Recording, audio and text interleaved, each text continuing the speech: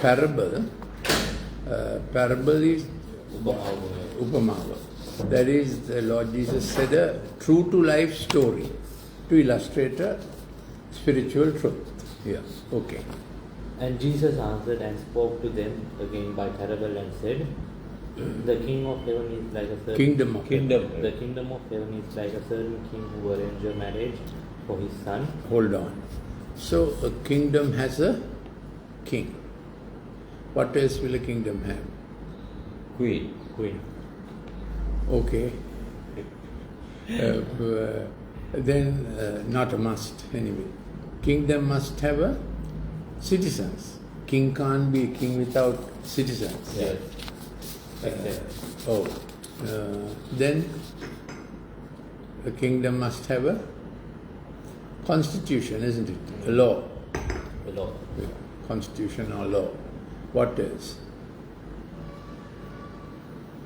Bhumi Bhagya, territory, a land or a territory for the kingdom.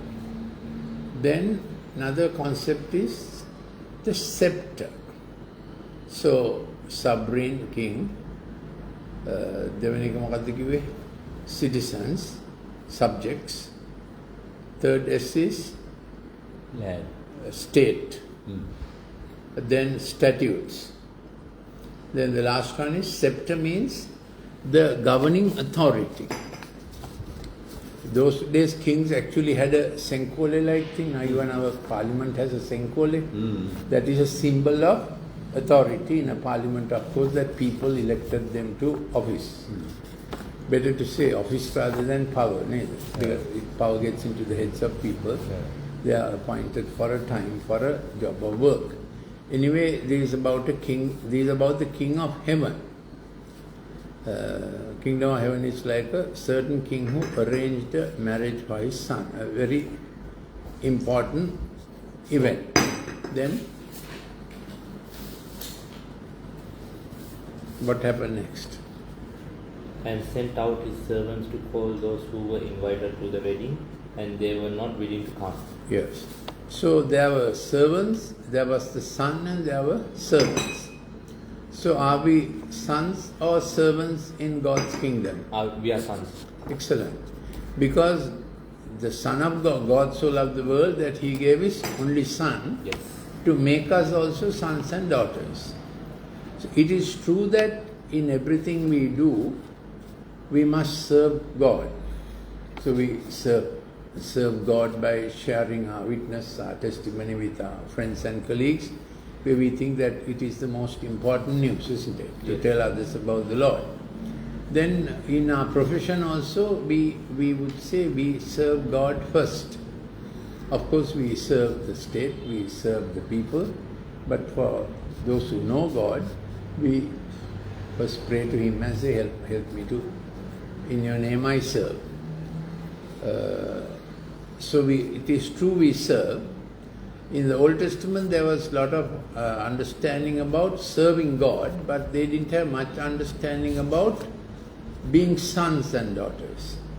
So particularly when the Jews got on with the law, they felt they were servants of the law. So when Jesus Christ was on earth and teaching them like a son, in fact they took umbrage saying, who are you to say you are Son of God, you are trying to be equal with God. So in many religions, the law is good, but the problem is that we don't keep it. The precept we recite, we will say, I will not lie, but we go and lie. We might say, ansatu deta asa nokarani. Habai eka athule tiyenawa. So anyway, the New Testament is when we accept the Lord Jesus Christ, our heart turns and we become sons who will of course serve God also. Yeah. Okay. Again he sent out other servants, saying, tell those who are invited, see, I have prepared my dinner, my oxen and cattle are killed, and hold on. And they were not willing to come. Yeah. Then he sent again. So these servants are saying, come join the family. Did you understand the context? Yes. Actually these are servants who are telling very important invitees. Come, join the family. Their king said, come. But they rejected the invitation. What happened? Verse 4. My oxen and fatted cattle are killed, and all things are ready. Come to the wedding. But they made light of it and went their ways, one to his own farm, another to his own business. Yeah. So many felt they had more important things to do. Their priorities were different. Then some. And the rest seized his servants, treated them spitefully, and killed them. Yeah, these incidents have been increasing in India in different places. Yeah. Thank God in Sri Lanka we are free to preach the gospel, isn't it? Yeah. So much of Christmas celebration, there was no trouble. Yeah. But when the king heard about it, he was furious, and he sent out his armies, destroyed those murderers, and burned up their city.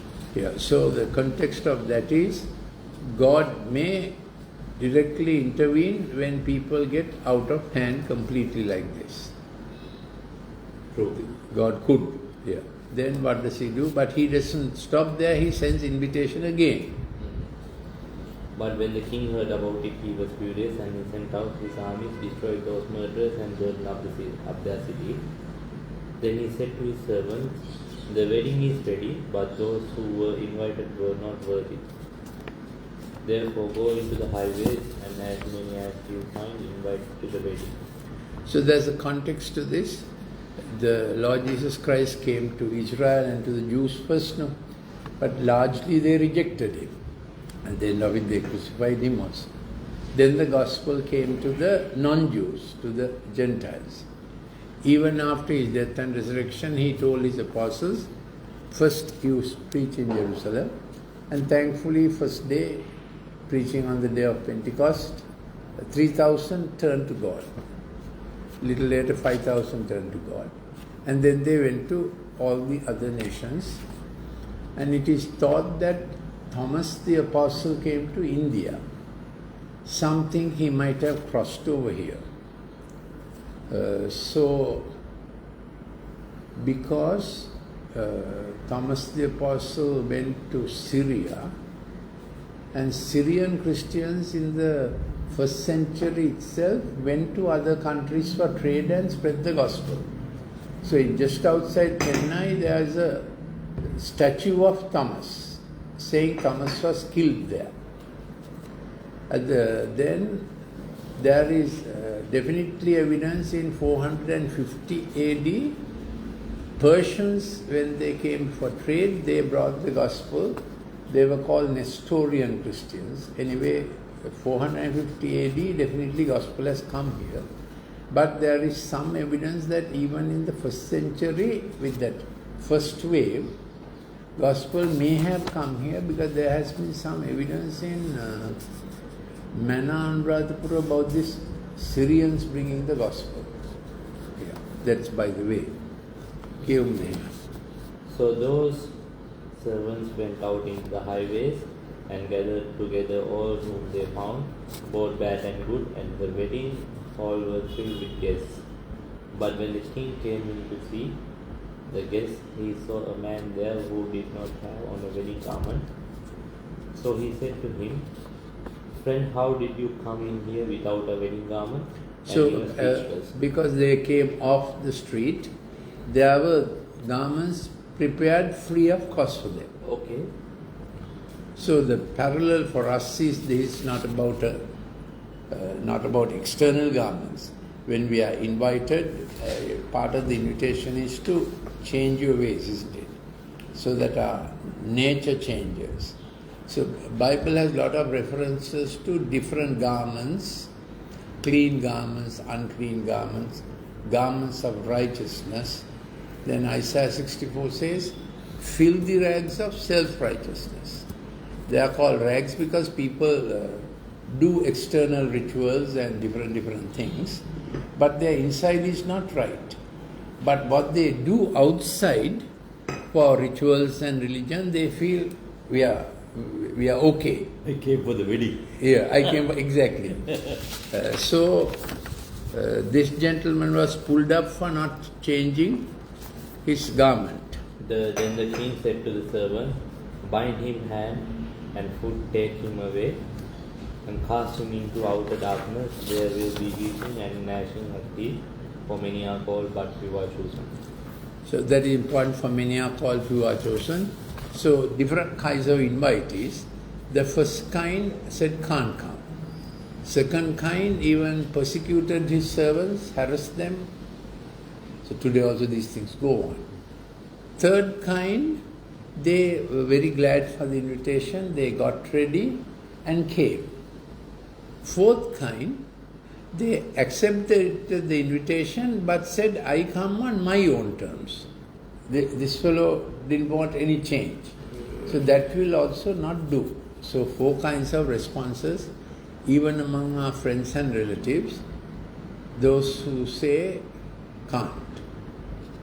Those who will heckle us and say, "What is this new religion you have got into? You are an intelligent man, don't be mad," kind of things. And third kind will accept and be very happy that they got the invitation, and they'll come and have a changed life also. Fourth kind may come, but they may drop off because they want it on their own terms. So that has also happened. But be like all those who know us to come and join God's family, isn't it? So that's constantly on our mind. Okay.